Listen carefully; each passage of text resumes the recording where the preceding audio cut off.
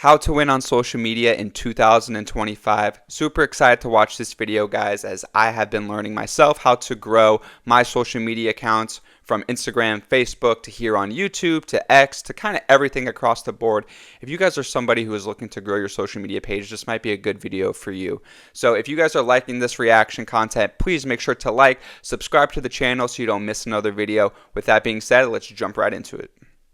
In the last 18 months, I've grown my personal brand to over 3 million followers across all platforms. And in this video, I'm gonna share the 5 simple rules of content creation that I use to go from 0 audience to getting over 100 million views a month today. All right, here we go, guys. Build your collection. When I started reading, a book that just transformed my life was Think and Grow Rich. So what I did is I found the 200 plus books. I actually think I have that book right here, guys. I've read this.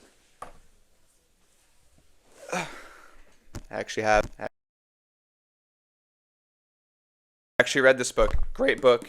If you guys have never read it before, 100%. That influenced that author and read those ones so I could add to my collection of knowledge. You need to go that detailed in your niche. New wisdom grows from ancient roots, which means there's nothing new. Everything is a remix based on historical best practices. In many ways, a lot of the modern day philosophy came from the Bible or Stoicism or even poetry. And if you want to be world-class at creating content, you have to go back to build your collection. I want to share with you the 5 That's interesting, going back to build your collection of knowledge. Formats of collection that I use every day. Number 1 is books. This is essentially what I'm learning in real time as I'm studying books, not just reading them. I'm writing the passages down in a note file. I'm rewriting them in my words. I'm integrating them into my life because I'm trying to really become one with the knowledge that I'm acquiring from the books. I like Number that. 2 is the questions I'm being asked. Think about it. What are people asking you? Those questions should give you insights into what you know about and helps you try out and test different concepts, different insights, different ways of teaching other people. Number 3 is observation. What I see in my family, my friends, people around me. I believe the world will show you where you're not free, things that frustrate you, so that you can use that as content to teach other people. There's a reason why when you see somebody do something that you don't agree with, that it resonates with you, because it's actually meant for you to take that moment and share with other people, not the person that did it, how you would have done it differently. And it comes with the feeling that other people feel. Guys, I like that. I really do like that one with observations. This is probably one of the best videos that I've watched so far doing these reaction videos already, the first 2 minutes in. 4, top content. Now, I know this sounds crazy, but I spend hours a day scrolling on TikTok to be inspired by other people to see what the world is excited about. What are the trends? What are the ideas going on in culture? I mean, the other reason I do it is because I want to bathe in the language of the industry I'm in. I want to study the best. If you're not unfollowing all the ding-dongs on the social and then resubscribing to the people that are talking about your industry, then you're missing opportunities to use social as a way to teach yourself. The way I like to think about it is you want to use your feed to feed your mind. Number 5, I think about the young me. What I needed earlier in my life. What are the beliefs I had, the thoughts I had, the meaning I associated with different circumstances earlier on, and how did I overcome them? Because those lessons learned are what made you who you are. It's a thing that people are going to resonate the most with, so you have to share them. Too often people don't want to talk about the things they went through that were hard, but I believe you're actually best equipped to help those people that you once were, and it's why you went through those circumstances. So use those old stories of young version of you to help people today. Now that you've got your... Yeah, I think that's a great point, because everybody has life experience that they need to use. And what do people want to know? They want to know the answers of people that have failed, gone through trials and tribulations of things that haven't worked out, so that they don't make the same mistakes. That's a lot of the reason why I make videos, is because when I first started off doing business or making YouTube videos, doing drop shipping, is I made a lot of mistakes. And the reason I make these videos is to help people and make sure that they don't have the same problems I had. Right? So I agree with that. And there's always plenty of room for content in your niche around problems that you've had in your industry. Your collection of ideas, I'm going to show you how to feed it into a content creation flywheel. If you want to see how this flywheel plays out in my videos that reach millions every week, hit subscribe. Rule number 2, the content creation flywheel. Now, when we start, we have to do everything because there's nobody else to delegate to. But as you grow and you build your content, you want to focus on your zone of genius. You want to focus on the thing that only you can do, especially as it pertains to your personal brand and creating content. If you have an energy of frustration creating the content, trust me, it'll be felt from your viewer. I love this fun quote by Peter Drucker. He said, "Do what you do best and outsource the rest." I want you to be the talent, not the doer. You might have to at the beginning, but as fast as you can, hire somebody to record or edit your videos or review the first drafts of your blog post so that you can just do the creation part and none of the other stuff that take away from the energy of creating. This is the content creation flywheel. Number one is you want to collect. You want to take all the ideas we were talking about earlier and put them in different places where you can review them to be inputs to your creative process. Step two is to create. Now, this is how I wake up and I start my days. I call it my creative process. I create connected to my creator and I review all of the different ideas and I think of outlines for videos I want to create or tweets I want to write or even my book writing. All my time writing my books are done in the morning because those are my creation blocks. That's when I feel most aligned with the universe and what God's got for me, and I just pour it into my content because it feels perfect. I like that too, guys. I'm a morning person as well. Filming this video right now in the morning. It's 9 a.m. here. I completely agree. I'm a morning person, and then that gives me time to, once I get the hard part out of the day, which is recording this video and going through computer stuff and thumbnails, then I could post it later on, write a nice description about it, and then it posts later on when is a good time to post on YouTube, so it says. Early morning times when my brain is fresh and I have what I call the ability to pull vocabulary allows me to come up and be inspired by ideas and situations. Pull vocabulary. I like that term. I think I would be the same way as well as soon as I'm waking up. The thing about waking up early and doing videos and pulling vocabulary, as he said, is that you have to get your mind going. You have to either get up. You can't just roll out of bed, with your hair all messy and then start recording a video. You have to wake up a little bit, read a book like he's saying, get your mind going, talk a little bit, because when you're going to talk in front of a camera, you don't want to just want it to be the first words out of your mouth in the morning. And really add some depth to the content I'm creating. Number three is teach. And this is about finding opportunities to teach, because some of you may not have a platform yet, but you want to get better at telling stories and teaching concepts. So I would say look around you. It might be offering to do some team training, your coaching calls with clients maybe. It could be offering to be on other people's stages, both virtual and in person, like podcasts or speaking at local business associations, or even offering to do interviews for other people that they're creating content, because then you'll be prompted to tell stories. You can even create other situations to teach. I'm a big fan of creating containers where you have to teach. So for example, I have this program called King's Club where I have the privilege of mentoring 15 to 20-year-old young men, and I talk about success and I draw out models and I tell stories and I get to revisit past stories of who I was and reflect on them and use those moments to share and teach other young men to be inspired to be more successful. The goal is to spend as much time as you can in this flywheel as possible. But the big idea is that as you're buying back your time, you gotta make sure it stays sold. So if you hire... Yeah, guys, that's one of the things that I feel like I need to work on in these videos is how do I teach better? I'm going to obviously be reacting, and some of the stuff I have interest in, I have knowledge in, that's why I click on these videos, but I actually want to be able to teach in these videos as well. So I think that's more like asking questions, like why is he saying this, and then kind of giving it in a way that I understand, either giving my answer or asking questions and brainstorming about it, talking more. And especially if you guys are watching, comment on this video. Any questions you have on there, please comment. I want to be able to see what you guys think about these videos as well, and that'll help me improve them.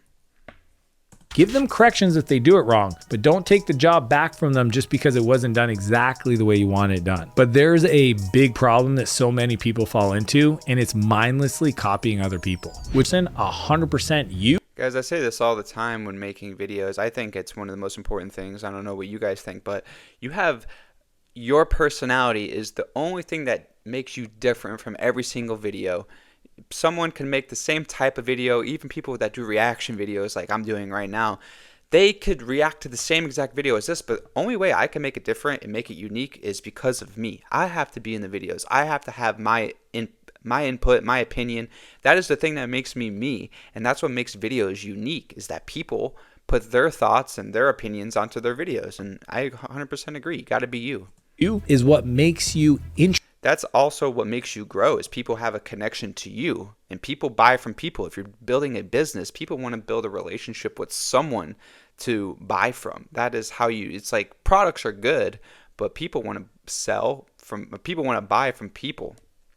Interesting. A lot of the people you admire, the Joe Rogans, The Rock, Oprah, Lady Gaga, Post Malone, Jelly Roll. What you love about them is that they are 100% themselves. They're so authentic. The good, the bad, the indifferent, the conflict, the kryptonite, and the superpower. All those things make them who they are. So how do you figure that for yourself? Number one, I always talk about the struggle. What did you go through that you struggled with that in that moment of trying to figure it out, it allowed you to Do you guys have a struggle?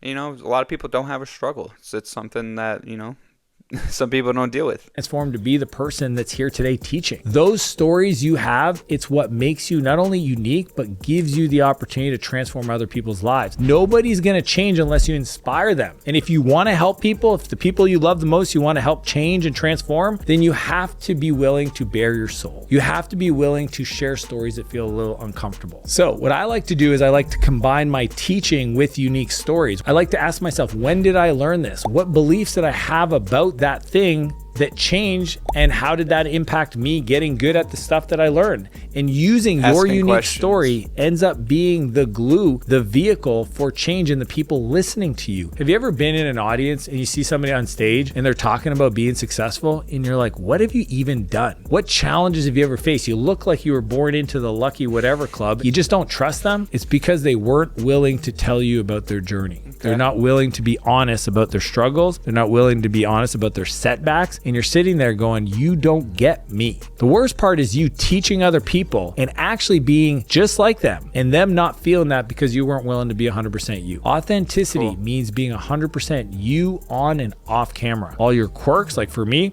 heavy on the protein, pretty jokey, very supportive of my friends. I like to give a lot of myself. I don't take myself too seriously. I try to give all of it. The high energy, the low energy, the emotion. I'm an emotional person. If I watch a video of a sad situation, I usually tear up. And I have no problems doing that on and off camera because it's who I am. And if that frustrates you or you judge me for that, cool. Go find somebody else to follow. Every person that you admire does this. The more you learn to... Yeah, I definitely agree. People are way more vulnerable on camera these days than they ever have been in the past. Because if you think of Hollywood movies, people always acted. That's what we've seen. But now social media, people are way more authentic in themselves, and that's why they grow these mass followings so quickly. Be yourself on camera. The more you will understand what makes you tick, and the more powerful you'll become. And the cool part is you will take you with you for the rest of your life. You will take you in every situation, every communication, every interaction with another person, the more upgraded version of you, because you decided to put it all out there on the content side, and you will become better for having created that content. That is the coolest part that nobody talks about, is who you get to become in the process of putting your stories out there. But the truth is, ideas and authenticity, they're not enough to grow your brand in 2025. You need systems to make it happen. Which brings us to rule number 4, build your content stencils. Here we go. When I started, I created everything from scratch, from blog posts to YouTube outlines to list of tweets to Instagram ideas. Now I model what's worked in the past and I use stencils to create, so I don't have to stare at a blank screen because I know those formats work. So I repurpose the things that have worked in the past so that I can move faster when I create my content. I'm working within a structure so I don't have to stare at a blank screen and like hurt my brain trying to come up with new creative ideas. When I already know it works, I just got to pull that forward. The truth is most people get frustrated with their content or their marketing before the market ever does. They're like, well, I already talked about this. I'm not going to talk about it from this angle. Why not? It got you 100,000 views last time. Why don't you rerun the play? Why don't you give it a different twist? Why don't you ask yourself, what else do I know about this topic? Why don't you double click on it? A lot of artists... I like that point too, because a lot of people will get away from something before it even hits the algorithm. It's such a fast moving pace on the internet these days. Everybody thinks they need to jump from one thing to the next, but in reality, it takes weeks and months and years to build a following in a specific niche.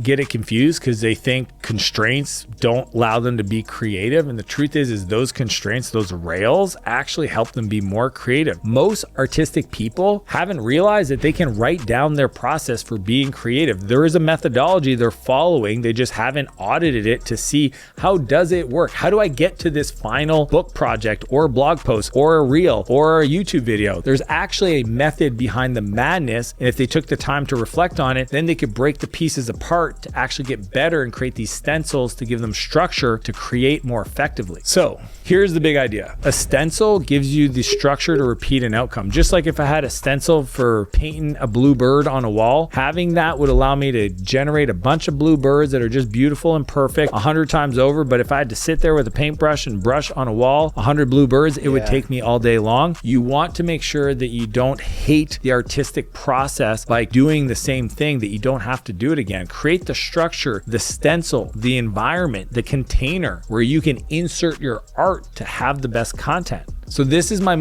Yeah, I really like that. And that's honestly what I've done with these reaction videos. I made a couple of them, did the screen, did the microphone, have everything set up that all I have to do is drop in a new YouTube video, and then I sit here, watch it react. And that has given me the opportunity to make like 8 videos in 8 days.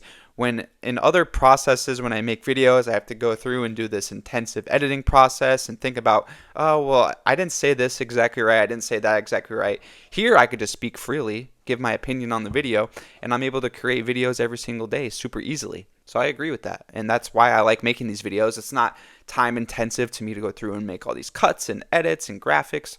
I could just sit here, watch the video, react to it, and give you my honest feedback. You see my personality through the feedback like you talked about before, and then we just keep the videos moving, right? I could do a new one every day.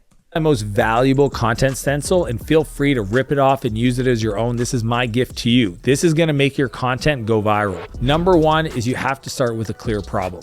One clear problem. What is the hook? What is the pain? What's going to get them to stop scrolling? Number two, story. What's the context that you found yourself in? What was the conflict that came up in your life? And what was the climb? Also, I'm going to have to re-watch this and take some notes because they're gonna, like I said in the beginning, this is a really good video. Climax that you went through to try to discover the solution to the frustration you found yourself in. Number three is the teach. What framework did you use to come through this? What was the quote that inspired you? What are some of the metaphors that you think about when you reflect on that lesson learned? I use this across all my videos. I always start with a clear problem. I always go to a story so I can build the glue, and then I teach from that point of view and make sure that it's concise and clear. On the story, it could be a personal story, which I love, or it could also be repeating a story of somebody else's situation. I call this the reporter frame, where you're reporting on a client, you're reporting on some history, you're reporting on something you might have seen or you read in a book, but you have to start with a great story. I use this across all formats: video, written, podcasts, speeches, not only my YouTube videos, but on my shorts. I always start with, here's a problem I want to talk about, here's a story, and then here's the way I'm going to teach this so that you can get some value. Now that you see this, go check.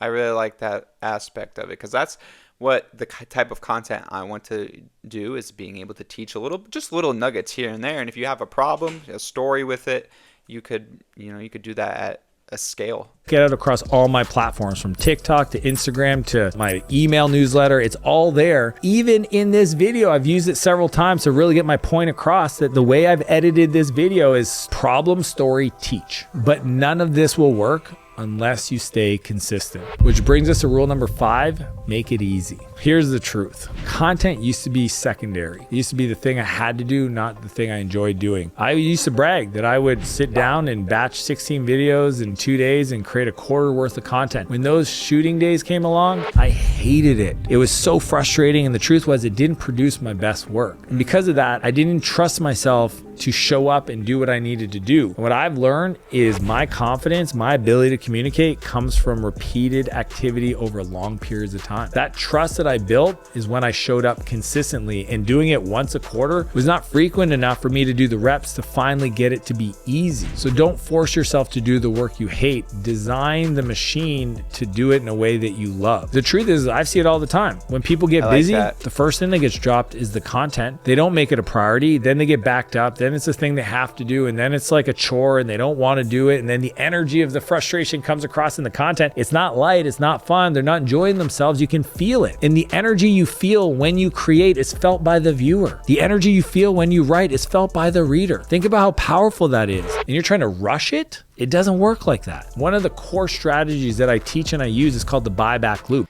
And I think when you're working on something consistently every single day, it's easier to make changes. If you're working on something once a month and you're filming all this content, you kind of forget about what didn't work at the time, and you take 2 weeks off and then you go back to it and it's just like, oh, we didn't change this, we didn't change that. But if you make videos consistently every single day, every 2 days, you're going to be able to change things a little quicker here and there. Like, oh, this didn't work last video. All right, let's change it here. Just like slight tweaks.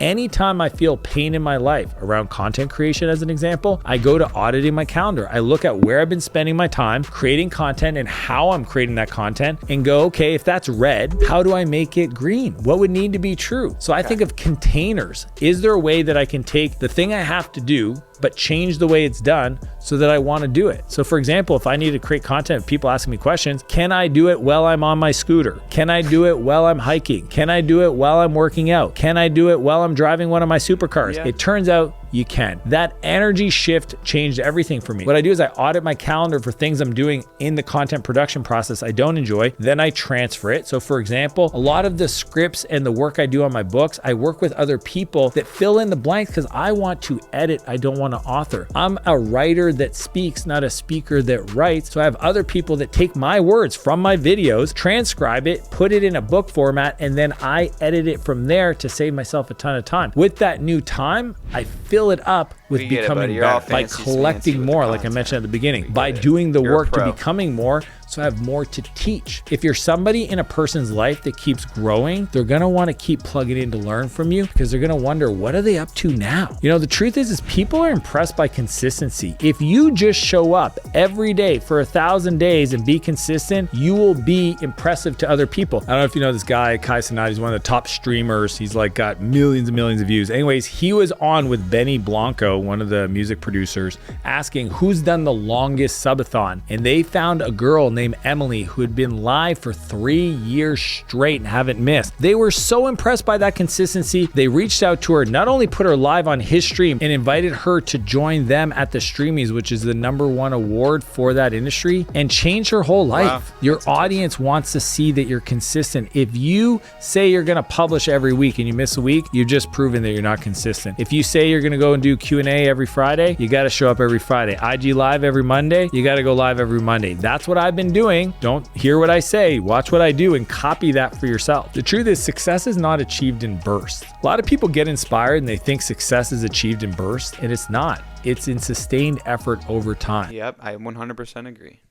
A lot of people are scared to be consistent. They're like, well, if I start sharing my life on Instagram, I'm always going to have to do it. And here's the deal. It's not forever. You can do it. You can build it up. You can set it up, and then you can give it to somebody else and they can manage. You can just live your life, record your thing, and have them edit the videos and publish it. Here's a crazy idea. Everything you see from me, I do not review or approve before it goes live. I just sit down and do my thing, talk to a camera, it gets edited, it goes live. Why? I know what I said. There's nothing wrong with it. I trust the people on my team. I decided to make it easy so that I didn't hate doing it, so I could do it for the rest of my life. My goal is to die empty, meaning everything I know, I'm going to give it to you for free right here. If you want to learn the 13 simple rules of business that will make you rich, click here and I'll see you on the other side. All right, guys. Great video there. Maybe we'll watch that video, 13 business, 13 things to do for your business or whatever it was. If you guys like this video, please make sure to go follow Dan Martell. He makes great videos. We're going to subscribe to him. We'll watch plenty more in the future. Also, if you guys made it to the end of the video, please go check out the Taylor's Code.